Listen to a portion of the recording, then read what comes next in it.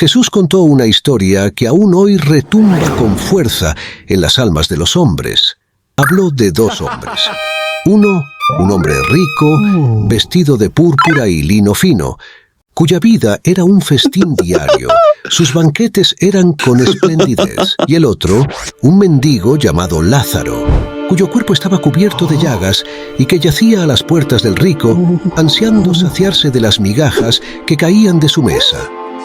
Los perros, más compasivos que el hombre, venían y le lamían las llagas, siendo estos su única compañía en el sufrimiento. El tiempo pasó y ambos fallecieron. Lázaro fue llevado por los ángeles al seno de Abraham, donde encontró consuelo. El rico, por otro lado, también falleció y se encontró en el Hades, sufriendo en tormentos. Alzando sus ojos, vio a Abraham y a Lázaro a lo lejos y clamó por misericordia, rogando que Lázaro mojara la punta de su dedo en agua para refrescar su lengua, pues estaba atormentado en las llamas. Abraham le recordó al rico que en su vida recibió bienes, mientras que Lázaro recibió males, y ahora este último era consolado y él atormentado. Además, había una gran sima entre ellos, impidiendo que alguien pudiera cruzar de un lado a otro. Desesperado, el rico suplicó entonces que Lázaro fuera enviado a la casa de su padre para advertir a sus 5 hermanos, para que no terminaran también en aquel lugar de tormento. Pero Abraham le dijo que tenían a Moisés y a los profetas. Debían escucharlos. El rico insistió, creyendo que si alguien de entre los muertos iba a ellos, se arrepentirían. Sin embargo, Abraham concluyó diciendo que si no escuchaban a Moisés y a los profetas, tampoco se convencerían, aunque alguien resucitara de entre los muertos. Esto nos enseña que la vida es más que riquezas y opulencia, es darle el lugar a Dios en el corazón primeramente y ayudar al prójimo, y todo vendrá por añadidura. En las colinas de Belén, el joven David, hijo de Isaí, fue ungido por el profeta Samuel, marcando el comienzo de un destino divino. A pesar de su juventud y su apariencia sencilla, David fue elegido por Dios para ser el futuro rey de Israel. David cuidaba el rebaño de su padre y lo defendía de los leones y osos. Mientras tanto, en el valle de Ela, los filisteos desafiaban al ejército de Israel. Entre ellos, un gigante llamado Goliat, cuya sola presencia sembraba temor en el corazón de los más valientes. Goliat, con su armadura imponente y su lanza como un asta de tejedor, retaba a cualquier israelita a un combate singular, pero ninguno osaba enfrentarlo. David, enviado por su padre para llevar provisiones a sus hermanos en el campo de batalla, escuchó el desafío del gigante y, movido por una fe inquebrantable, se ofreció como voluntario para enfrentar a Goliat. Y David, rechazando la armadura del rey Saúl, David tomó su honda y 5 piedras lisas del arroyo, confiando no en las armas humanas, sino en el poder de Dios. Y el gigante Goliat lo vio y dijo: ¿acaso soy un perro que vienes contra mí con palos? Y David dijo: tú vienes a mí con espada, lanza y jabalina, pero yo vengo a ti en el nombre del Señor de los ejércitos, el Dios de los escuadrones de Israel, a quien tú has desafiado. El Señor te entregará hoy en mis manos, y con una precisión divina, la piedra lanzada por David encontró su blanco, y Goliat cayó derrotado. Así, el pastor se convirtió en héroe, y su nombre fue exaltado en toda Israel. Cuando tenemos gigantes imposibles de vencer, podemos pedir a Dios que nos dé la victoria con fe y confianza en Dios. Nada nos será imposible. En la tierra de Israel, bajo el dominio del Imperio Romano, vivió Jesús de Nazaret, un hombre cuya vida y obra cambiarían el curso de la historia. Su mensaje de amor, perdón y esperanza resonó en los corazones de muchos, pero también provocó la ira y el temor de los poderosos. La semana de su pasión comenzó con aclamaciones y ramas de palma, pero pronto se tornó en traición y sufrimiento. Fue entregado por uno de los suyos y negado por otro. Los líderes religiosos lo acusaron falsamente y lo llevaron ante Pilato, el gobernador romano, quien, incapaz de hallarle culpa, lo entregó a la voluntad de la multitud. Jesús fue azotado, coronado con espinas y llevado a través de las calles de Jerusalén hasta el monte llamado Gólgota. Allí fue crucificado, una práctica común para los criminales, pero él era inocente. En la cruz, Jesús sufrió no solo el dolor físico, sino también el peso del pecado del mundo. A pesar de esto, pidió perdón para aquellos que lo crucificaban. La oscuridad cubrió la tierra, y al morir, Jesús exclamó: «Consumado es». La tierra tembló, y muchos sintieron el poder de aquel momento. Su cuerpo fue retirado de la cruz y colocado en un sepulcro nuevo, propiedad de José de Arimatea, un hombre rico y discípulo de Jesús. El sábado pasó en silencio, pero al amanecer del primer día de la semana, María Magdalena y otras mujeres fueron al sepulcro y se encontraron con una sorpresa divina. La piedra había sido removida. Un ángel les dijo: «No temáis, sé que buscáis a Jesús, el crucificado. No está aquí, ha resucitado como dijo». La noticia de la resurrección se esparció rápidamente. Jesús se apareció a sus discípulos y a muchos otros, mostrando sus manos y su costado, comiendo con ellos y enseñándoles. La resurrección de Jesús confirmó su identidad como el Hijo de Dios y aseguró a todos los creyentes la promesa de la vida eterna. Esta narración de la crucifixión y resurrección de Jesús es un relato de fe, sacrificio y victoria sobre la muerte. Es la historia central de la fe cristiana que ofrece esperanza y redención a toda la humanidad. En los albores de la humanidad, Adán y Eva, los primeros seres creados por Dios, dieron vida a dos hijos. El primero fue Caín, labrador de la tierra, y el segundo, Abel, pastor de ovejas. Con el tiempo, ambos hermanos trajeron ofrendas al Señor. Abel ofreció lo mejor de su rebaño, los primogénitos de sus ovejas, mientras que Caín presentó frutos de la tierra. Dios miró con agrado a Abel y su ofrenda, pero no así a Caín y la suya. Esto encendió la ira de Caín, y su rostro se ensombreció. Dios, en su misericordia, habló a Caín, advirtiéndole del pecado que acechaba a la puerta de su corazón, instándolo a dominarlo. Sin embargo, Caín, consumido por la envidia, invitó a Abel al campo, y allí, lejos de los ojos de su familia, se levantó contra su hermano, y en manos de Caín murió. El Señor, conocedor de todo, preguntó a Caín por Abel. «No sé», respondió Caín. «¿Acaso soy yo el guardián de mi hermano?». Pero la sangre de Abel clamaba desde la tierra, y Dios, que escucha incluso el silencio de la sangre derramada, confrontó a Caín con su crimen. Caín fue entonces maldecido a vagar por la tierra, que no le daría más su fuerza, y a ser un fugitivo y errante. Caín temía que su vida estuviera en peligro, pero Dios, en su justicia, puso una señal en él para que nadie lo matara. Caín se alejó de la presencia del Señor y habitó en la tierra de Nod, al este de Edén. Allí, Caín construyó una ciudad y tuvo descendencia.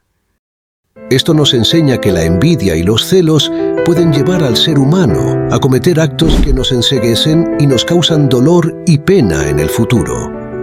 Pero se puede estar a tiempo y podemos volver a Dios y pedirle que nos dé un corazón para agradarle. Hace muchos siglos, en la tierra de Canaán, vivía un hombre llamado Jacob, también conocido como Israel. Jacob tenía 12 hijos, y uno de ellos era José, el hijo de su amada esposa Raquel.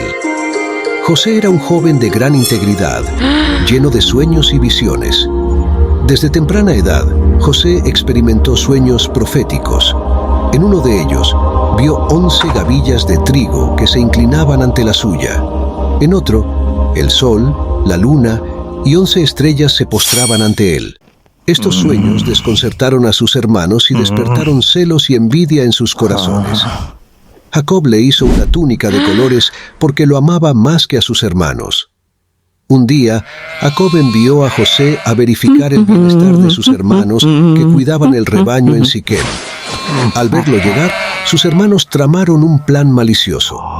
Lo arrojaron a un pozo y luego vendieron a José como esclavo a unos mercaderes ismaelitas que pasaban por allí.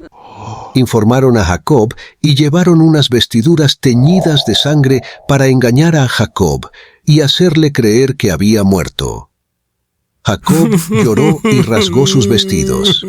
José fue llevado a Egipto, donde fue vendido al capitán de la guardia de Potifar, un oficial egipcio. En la casa de Potifar, José demostró ser un siervo fiel y sabio.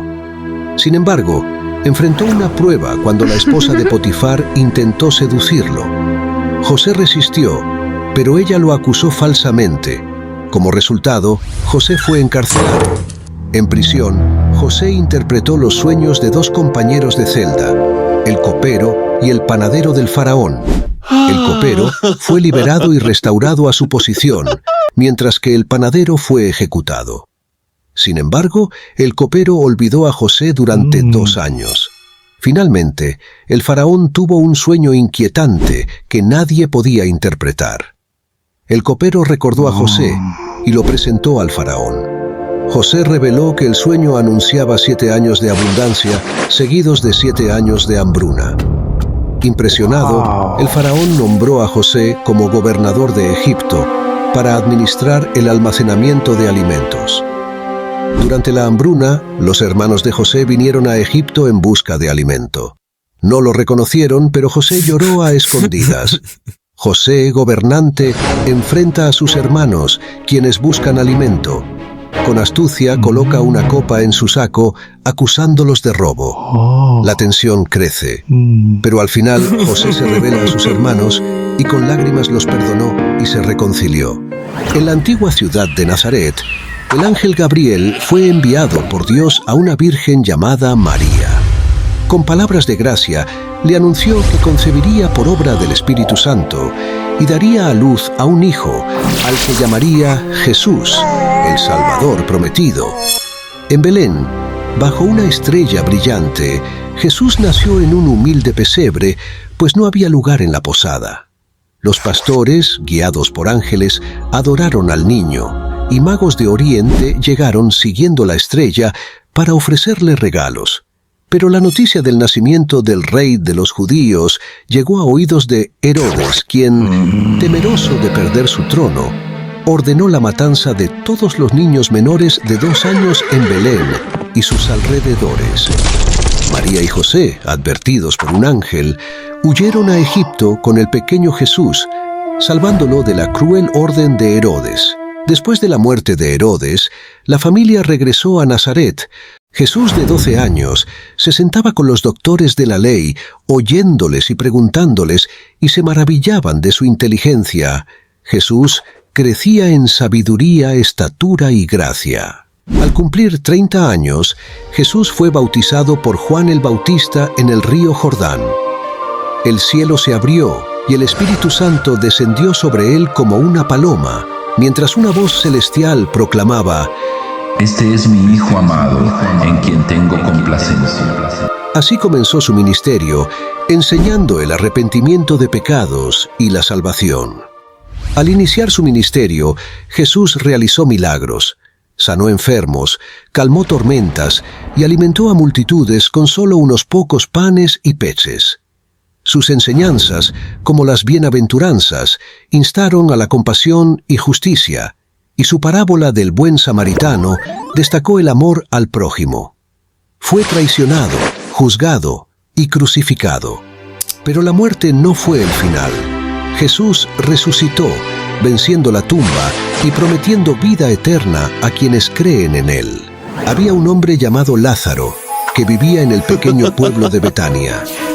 Era un amigo cercano de Jesús, y su hermana Marta y María también eran seguidoras del Maestro. Un día, Lázaro enfermó gravemente.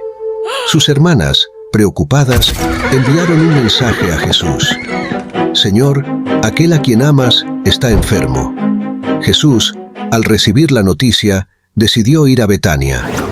Cuando llegó, Lázaro ya había fallecido y había sido sepultado en una cueva con una gran piedra sellando la entrada. La tristeza y el llanto llenaban el aire.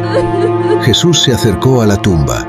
Las lágrimas brotaron de sus ojos al ver el dolor de sus amigos, pero también sabía que algo asombroso estaba a punto de suceder. Levantó los ojos al cielo y oró: Padre, te doy gracias porque siempre me escuchas. Lázaro, sal fuera. Y entonces ocurrió el milagro.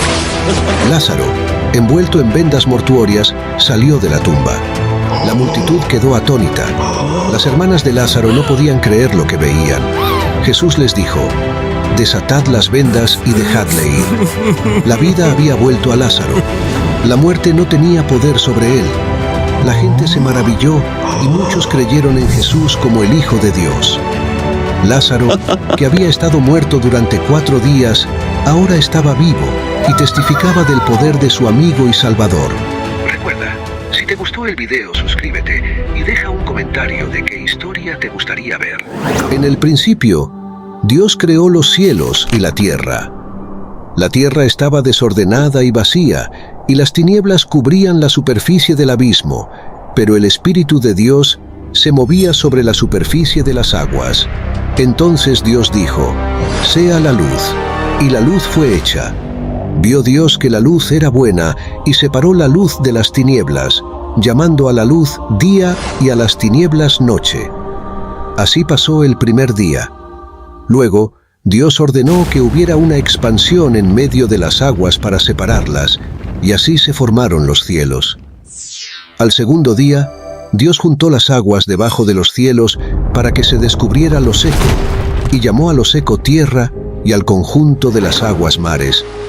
Después, hizo que la tierra produjera vegetación, hierbas que dan semilla y árboles frutales que dan fruto según su género. Y así concluyó el tercer día. Dios estableció lumbreras en la expansión de los cielos para separar el día de la noche y para servir de señales para las estaciones, días y años. Creó las 2 grandes lumbreras, el sol para gobernar el día y la luna para gobernar la noche, además de las estrellas. Esto marcó el 4.º día. En el 5.º día, Dios llenó las aguas con seres vivientes y creó los monstruos marinos y todo ser viviente que se mueve en las aguas, y creó aves para volar sobre la tierra. Los bendijo diciendo: fructificad y multiplicaos. Luego, Dios creó los animales terrestres según su género, bestias y serpientes y todo tipo de seres vivientes según su género sobre la tierra. Viendo que era bueno, procedió a crear al hombre a su imagen y semejanza, varón y hembra los creó, y les dio dominio sobre toda la creación, y los bendijo.